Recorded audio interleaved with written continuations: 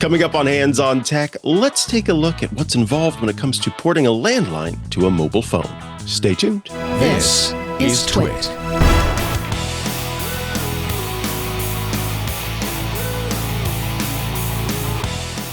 Hello and welcome to Hands on Tech. I am Mikah Sargent, and today we are taking a look at a question from Will. Will has written in to say this: I am ready to kill off my landline. Kind of. I would like to port my landline number to my old Google Pixel 5 and use it as the home phone. This phone will stay at the house and be used like a home landline phone, but saving me the $35 a month AT&T charges with the internet service. All the calls that would normally go to the landline would go to this phone. What all should I do other than port the number? Should I get a new Google account for the home number with a new email address? I would like to hear all of the great ideas you have. Thank you and have a wonderful day. All right, so here is the thing. First and foremost, Will, you talk about saving money by porting over your number to this Google Pixel device. It depends on how and where you are porting this. So it sounds like what you're wanting to do is use Google's own services like Google Voice to port over this number. So you would take your landline that currently exists with AT&T and you would port this number over to Google Voice. And from that point on, this device would stay at home. And because it has a Wi-Fi connection, it is then able to take these calls and give you access to that. There's an important point to this, though. Depending on where you live, you may have an actual physical landline that is not actually just VoIP where you are. So if you don't have an internet phone and you have a true landline phone, keep in mind that that landline phone is one that works even when the internet or your home power is down. You're still able to place a call. And that's something to just bear in mind, that in emergencies, that might be a reason to keep it around. But if you're absolutely certain that you want to get rid of your landline and want to do this over Wi-Fi, this is possible.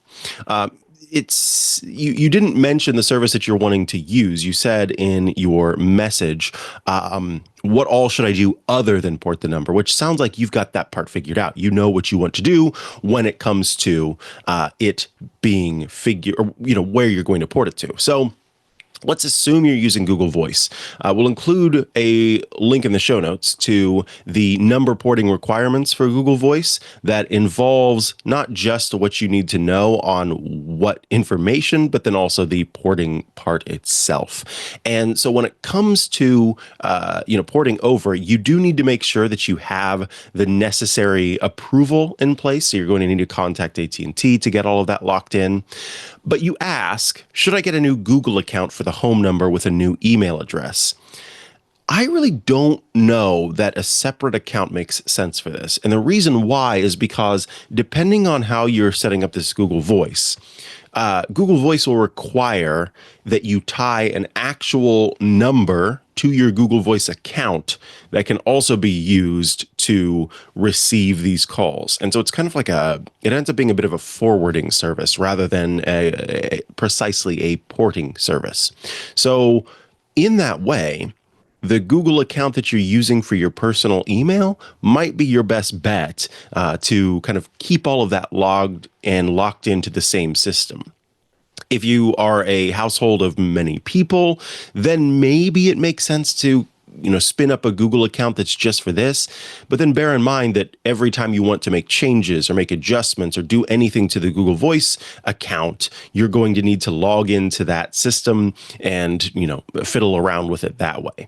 So if you plan on perhaps, making it so that you and other people in your house are all able to access the voicemail that Google Voice provides, or, whatever else that happens to involve, maybe then it makes sense to make your own account, because a separate account, because you could make the account Will Google Voice and give it a password and then share that with the other people in your household.